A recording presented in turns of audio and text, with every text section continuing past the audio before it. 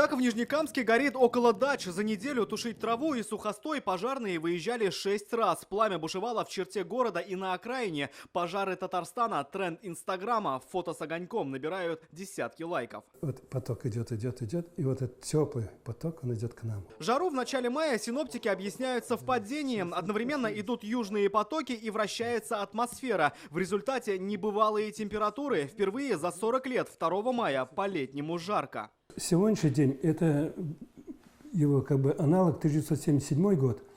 Вот, но вот сегодняшний рекорд он снова перебивает 27 градусов. Высокие температуры сжигают поселки. Больше половины Бубновки в Иркутской области сгорело дотла меньше, чем за сутки. Причина – искры, ветер и жара. Пожары в Краснодаре. Жару аномальную для мая ощущают по всей России.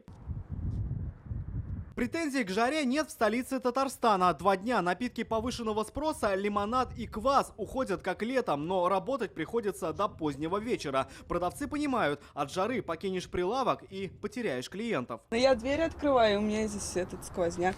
Топ-5 способов пережить жару от казанцев: пить больше прохладительного, не выходить на солнце или наоборот загорать. 2 дня – идеальное место отдыха для многих – газон. Самый момент такой вот, когда начинает только жарить, самый хороший прекрасный загар.